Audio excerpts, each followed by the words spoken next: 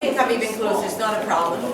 It's just Marco that is bothering me. Anybody else can come closer, no worries. So here we have fresh ingredients from the farm. So how is the farm today?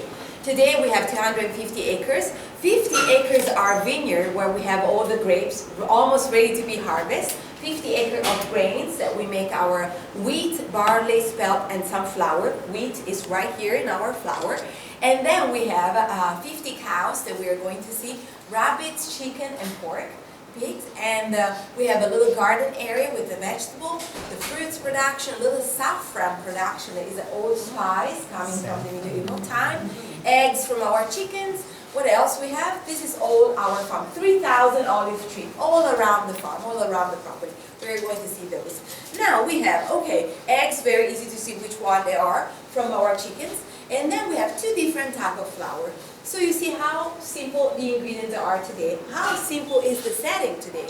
Cutting board, rolling pin, in Italian is mattarello. You can use to make your pasta or only with Marco, not with your husband, okay? So here we have two different types of flours. Now, which is the difference in between the two? Now, one is very white. It's the all-purpose flour. It's the one that we have back home. Very easy. We can find anywhere. This is coming from the tender wheat, so very tender wheat. This is two varieties of wheat that we have in the farm. This other one is more yellow. We can see from the color. When you will put your hands in, you will touch the semolina, that's the name of this flour, semolina, and you will see that it's a little bit more thick and has little grains. This is coming from the hard wheat, so are two different varieties of wheat. This is also either called semolina in English too, or durum wheat. So either one of the two words, if you find in the package, that would be the right one. Don't worry, later I will be giving you the recipe, so you can see everything written down with the right measurements. Because as you see, we don't have any measuring cups or any tablespoon, nothing. Today we are just going to enjoy and learn how to measure with our hands and enjoy touching the ingredients. When we are home, we can pay a little bit more attention on the measurements. And you say we're going to eat this? Excuse me. No, Marco is going to eat. That's Marco. Don't worry, you will have our own pasta, so you can taste our pasta, our homemade pasta, so you can let me know if you like it or not. All our pasta will be eaten by Marco in the next week. Not all today. Don't worry, you don't have to eat the whole thing today, okay? In a few days. But lunch and dinner and breakfast. It means that I need to stay here. No, okay. You have to take care of them. You cannot stay here, I'm sorry. Otherwise you can stay. No, after this group I'm Marco. off for 2 On a schedule. On a schedule. Not today. Not today. So, He has more of an itinerary. anyway, if you are afraid about doing in a very classic style like this way, you can totally do back home with the KitchenAid to make the dough and with the pasta machine maker. So don't worry, you can even save a little bit of time. But it's so much fun. It's such a great satisfaction to make the pasta in a very classic old style. Like my mom, she's still doing every Sunday morning for my family.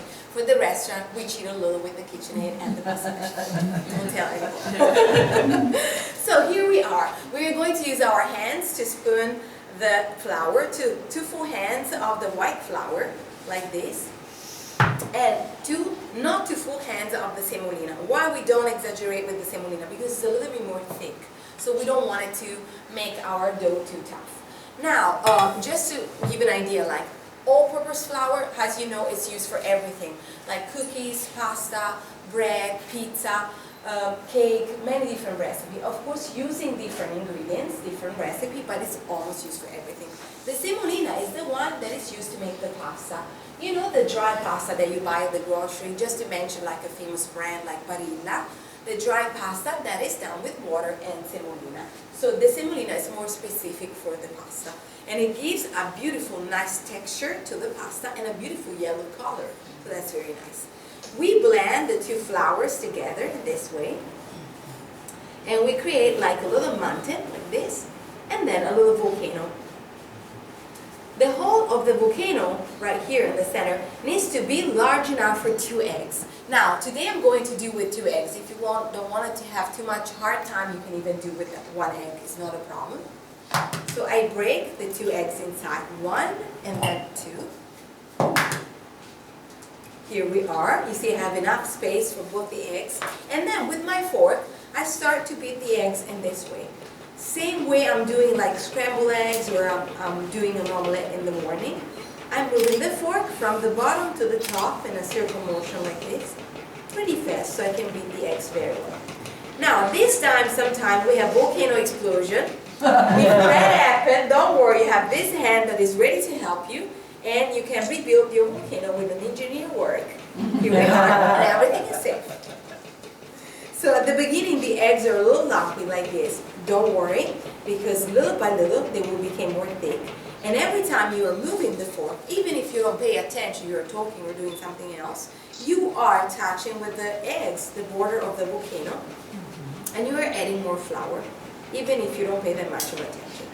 So the eggs now are getting thicker and thicker. They're not lumpy anymore. So I always protect my volcano with my hands, so it will not break. We can contain all the explosion. And you have just to think that when my mom, my aunts, and my grandmothers, they were doing pasta for all the family, they were doing like volcano with 10 or 20 eggs at the time for all of us. That was amazing to see. Very, very beautiful. So here we are. So you see, at a certain point, it's really, really hard to move the fork as we were doing at the beginning. It's starting to be tough. So don't worry, you can move your arm and hand in this way, so you don't get too tired. And we can add a little bit more flour until it's not too sticky anymore. So now it's getting really, really too tough now to work with the fork.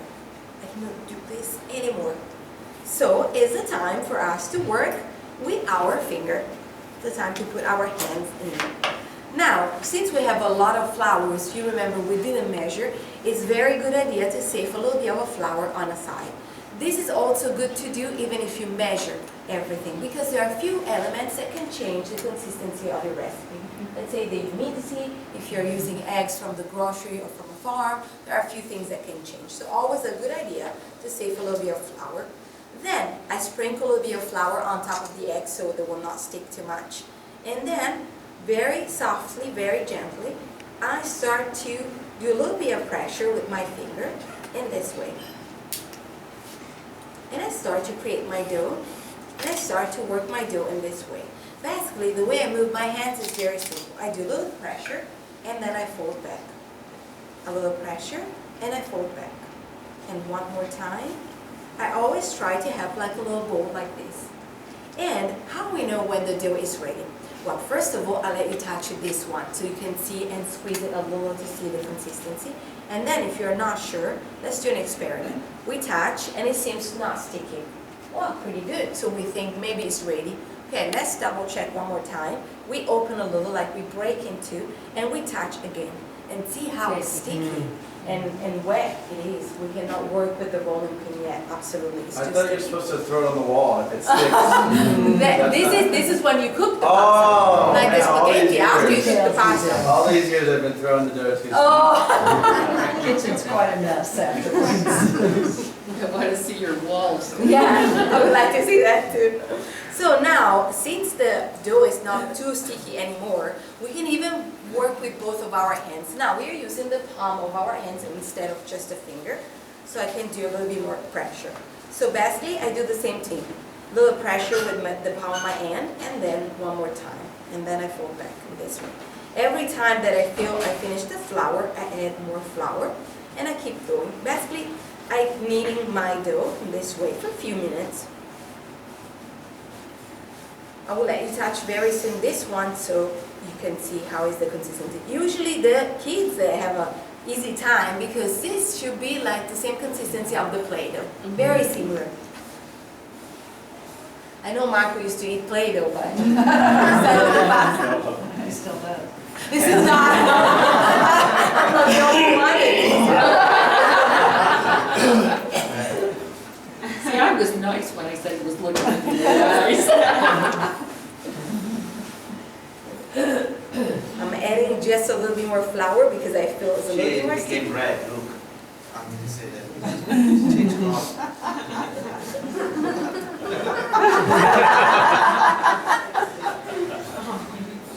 Aren't you gonna throw that at him? So here we are. We can start to pass this around, please. Thank you so much. So we can feel, no, I know, so It's this perfect. eating time. We didn't understand how we're still eating the Play-Doh, so we didn't understand. The first time I said, Junior, see, it should be like the Play-Doh, we went out and started to eat the Play-Doh. We didn't understand that. So if you are so nice to pass this around, so we can squeeze a little and feel the consistency. Now, it's not too tough because after this we are going to use the rolling pin, so it doesn't have to be too tough, otherwise it will be impossible for us to make the pasta, but it's not sticky anymore. That's very important, otherwise it will stick to our rolling pin and our cutting board. So after you all touch the dough, you can put on the floor and that will be Marco's lunch, okay? Yeah. Should we snap at her? Yeah. She really loves you. Let's change this place. Anyway, nobody say, yes, let's do it. Nobody say that. They love you. Of course.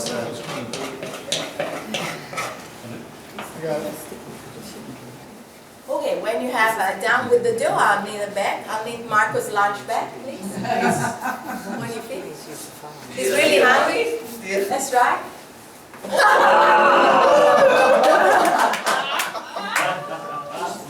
Did you feel that? Did you do that? Okay, so I think I have everything back now. So I put everything back together. My dough like this. So now I use my clean flour to cover all the cutting board. This is very important. And then now with my dough all together like this, I started to work my dough. Now that is a little bit the hardest part of the recipe, because as I say, when you're back home, first part can be done with the KitchenAid and this part with the pasta machine maker, so it can save a little bit of energy and time. With this we have to use a little bit more energy. What we are doing is rolling at the same time and pushing, because we need to make this paper thin. How I do that? At the same time I push and do press back and forth, and I do a little bit of rotation every time. Basically, I'm starting from the center and until the edge, like this. I will have like a sort of a circle.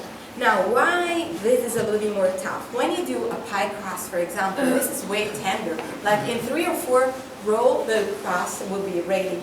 For the pasta, it's very now elastic. It shrinks a lot, so you will need a little bit more of work and energy. So now, the way I learned to make the pasta was actually from my mom when I was about 3 or 4 years old. I learned from my mom. Now, my father, he turned the 10th of August 80 years old. And my mom, she's 75. And So there I'm was sure. a party here, huh?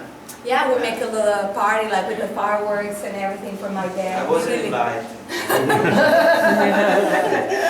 You were working, Marco. Yeah.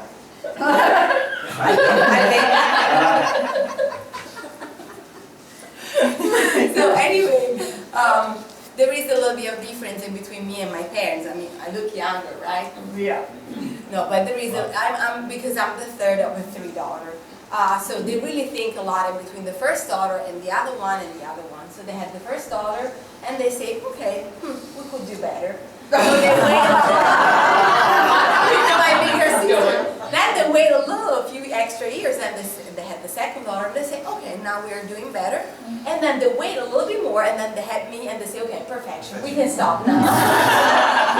But now, at the end of everything, there is a little bit of difference in the age and the generation. So my father is 80, my mother is 75. They're amazing, wonderful parents, amazing.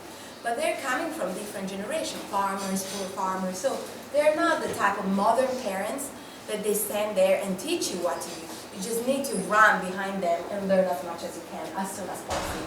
So this is what actually I was doing when I was little. Stand behind my mom while she was doing the pasta, trying to figure out what she was doing.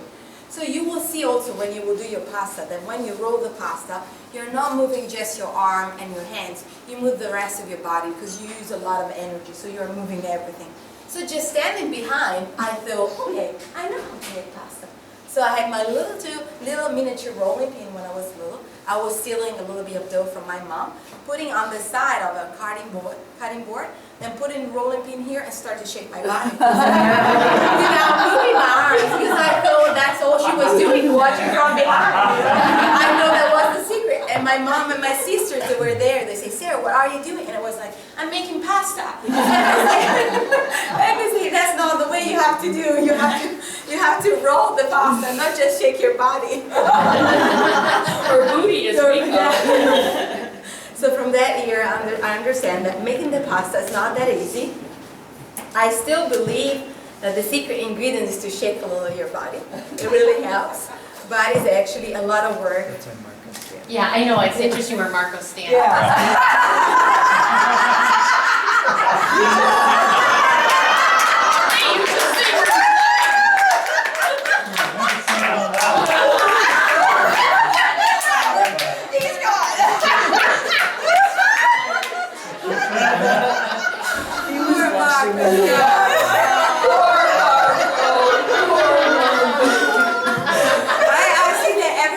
Like me, we love to be here. I'm not the only one. I don't feel guilty anymore.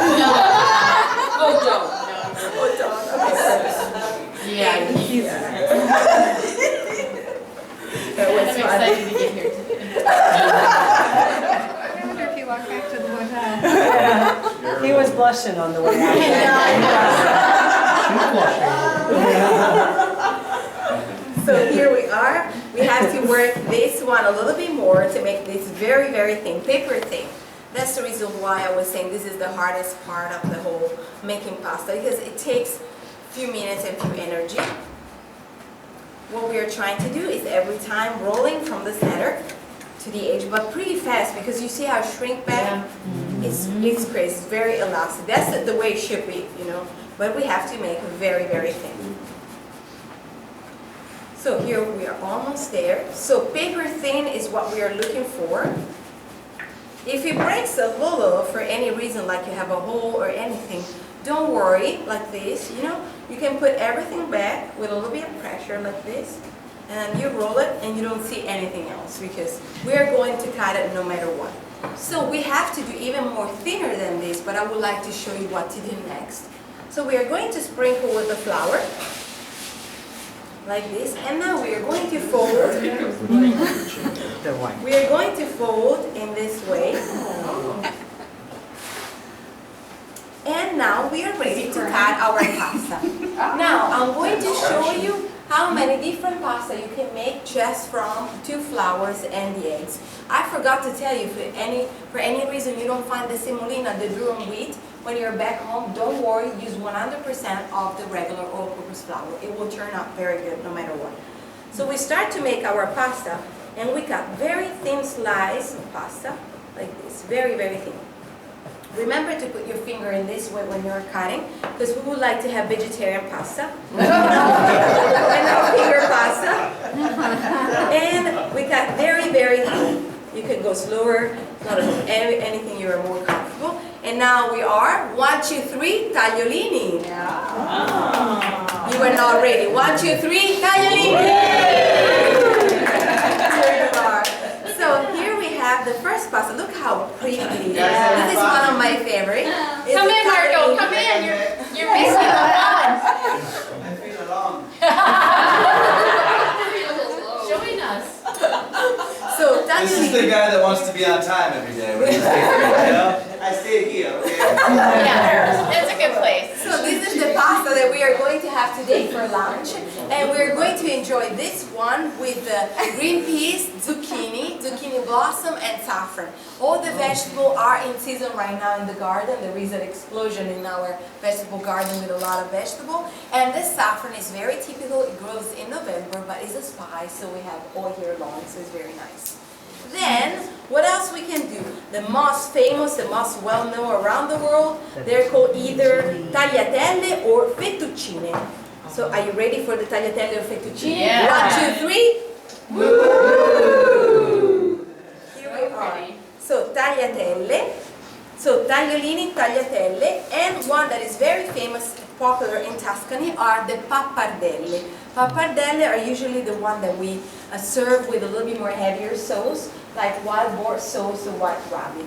Instead, the tagliatelle or fettuccine, Those will be served today with fresh tomato from our garden and basil, very, very good, in season also.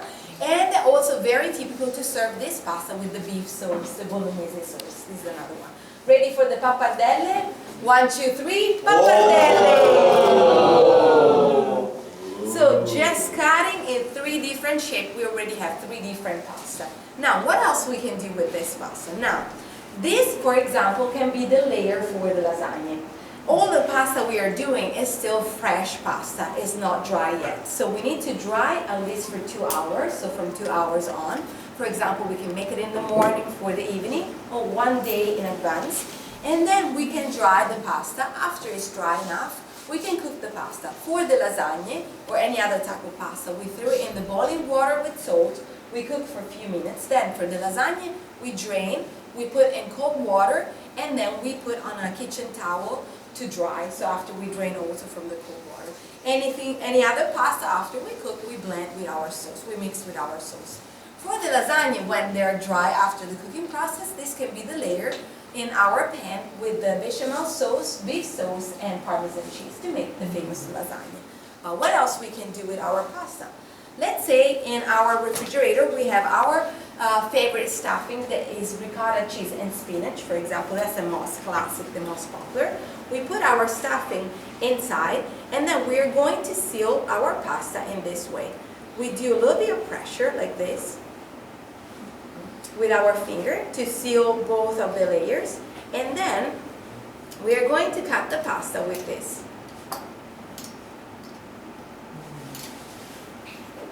And here we have the ravioli. Ooh. The ravioli can be done either square or round. Square or round, and you can do miniature ravioli or even bigger, like just have 2 huge for a portion, for example. You can do any size you like. And here's the ravioli. But what happens if you started to make the ravioli and you realize that you don't have this one? How you can do that?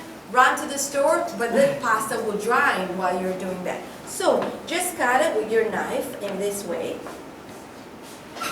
But look how sad is this ravioli. Look the difference. We don't like this. It's too simple. No.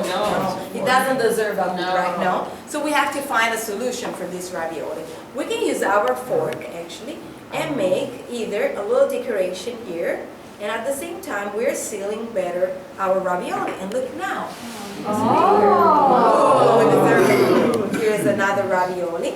Then another of my favorite recipe is this one. This is very cute. We cut a little slice of pasta, and then we make a little decoration on every side of the pasta. Then we pinch in the middle, and here we have the bow tie. Yeah. Bow tie. So, in Italian are farfalle, butterfly. So one more. And this one is not, I know this one is not super easy, but after you know what to do, I promise it will be very, very easy. Now, we started from a square. We have to cut a square of pasta like this. And then, again, we will need our favorite stuffing that can be ricotta cheese and spinach, but even the meat that is already being cooked. We put everything exactly in the center. So from a square, stuffing in the center, we are going to seal everything as a triangle. So here we are, from a square we have a triangle. Now we have a little bit of puffy part here and 2 longer sides. The 2 longer sides, they will go around one of my finger in this way, and I will stick everything, I will do a little pressure to stick everything together in this way. And now I have a little crown, so I can be a princess. But crown is already pretty, but we are not looking for a crown. So we take the crown from the top, we are not touching the puffy part. We take out our finger from the ring part and take the finger, put the finger from the back and put the ring part inside out like this. And here we have the tortellini. Ooh. It's incredible. Tortellini is a little bit more a challenge, but I will be around to repeat again. Basically, the part of the square until the triangle is pretty easy, but from the crown sometimes it's a little challenge to figure out which part inside out. But I will be around. Hi, Margot. But I will be around to explain you. Then, actually, those are some of the most classic, the most well-known pasta. You can totally create your own pasta, even create a name. Just another one that is very famous, just to show you with just the eggs and the flour, how many different pasta you can make it. Like, let's see this one. Those are called in Italian reginelle. So you see how many different pasta you can do just using eggs and flour. Of course, there are some pasta like penne, fusilli, or spaghetti. Those you really need the little machine with the special shapes to make this pasta. It's impossible to reproduce that by hands, but you can do so many other. So now, are you ready to make your own pasta? Yes. Okay, let's start it.